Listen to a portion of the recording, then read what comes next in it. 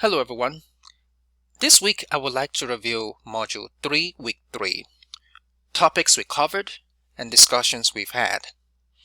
This week we looked at topics such as reading as an act of composing, reading as a writer, writing as a reader, cultural literacy, academic literacy, and we also are working on the literacy survey assignments, which you should have gotten started on.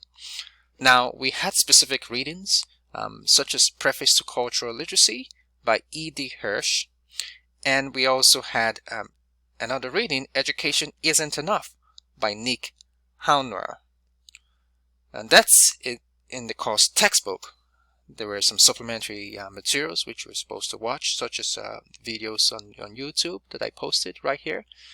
And I hope you all watched these videos. The readings are important, and you should be doing all these readings.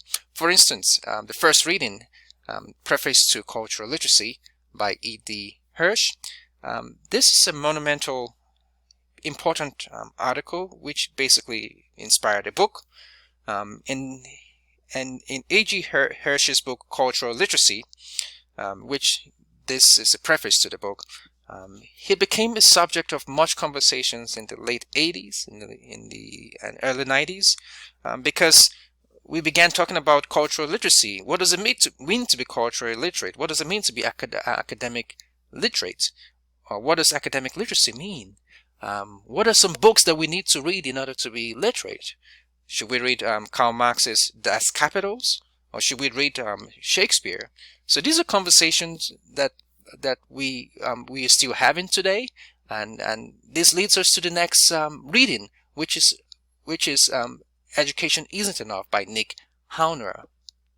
Now, Nick Hauner is just almost the opposite of E.D. Hirsch, because he takes a different perspective on what we need to do in and what when it comes to literacy, and when it comes to being very informed, to be delivered from poverty, as it were, or inequality.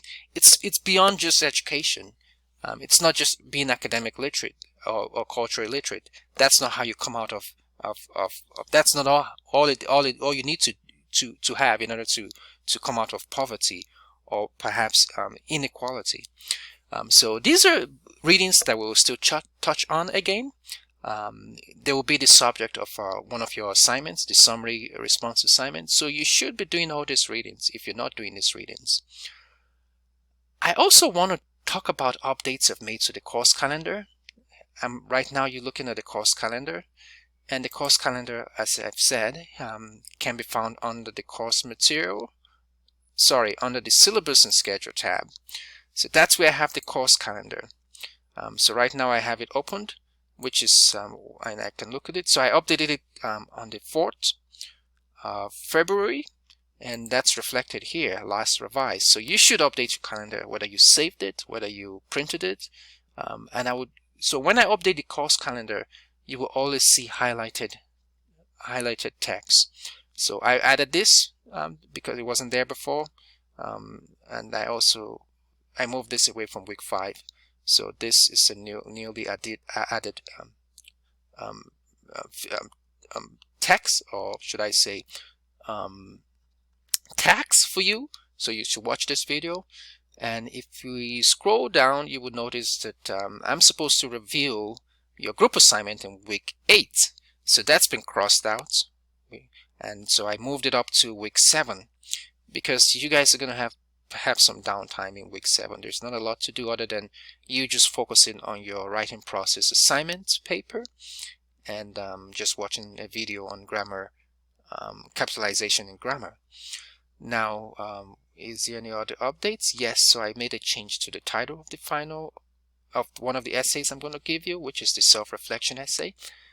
So I called it final as reflection, but it should be self-reflection. So anytime I make updates to the course calendar, I will always let you know. I could record a video like this, or I would just make a change to it.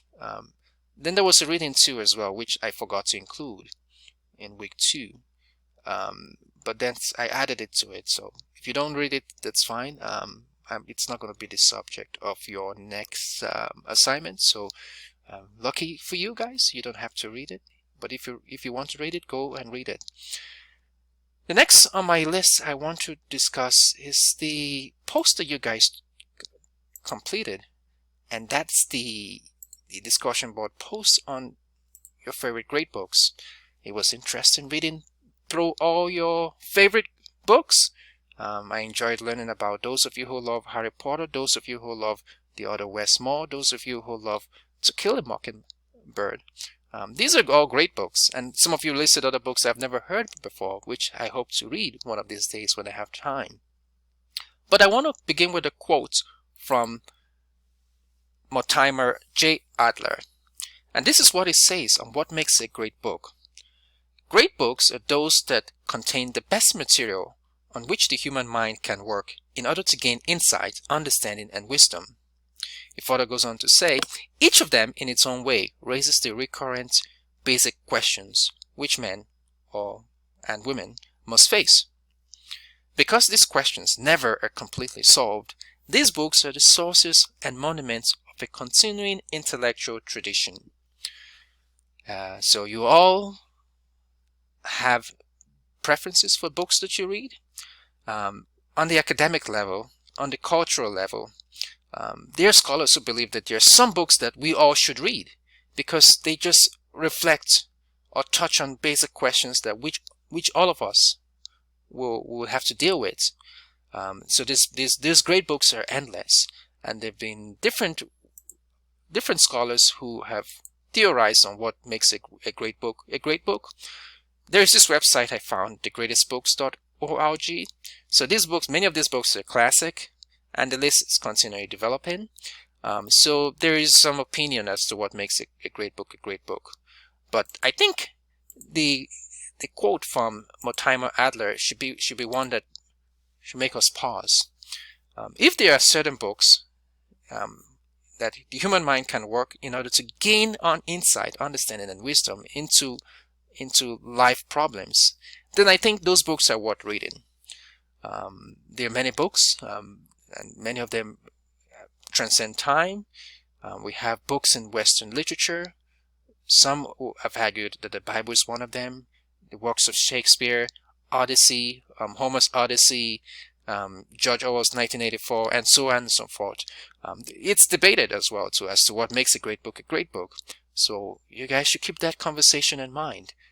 It's not a settled conversation. That's why we're talking about it in our class.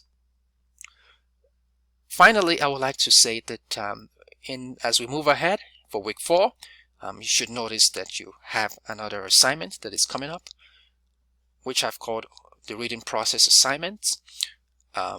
You all should be reading and attending to the tags in this side of the course calendar.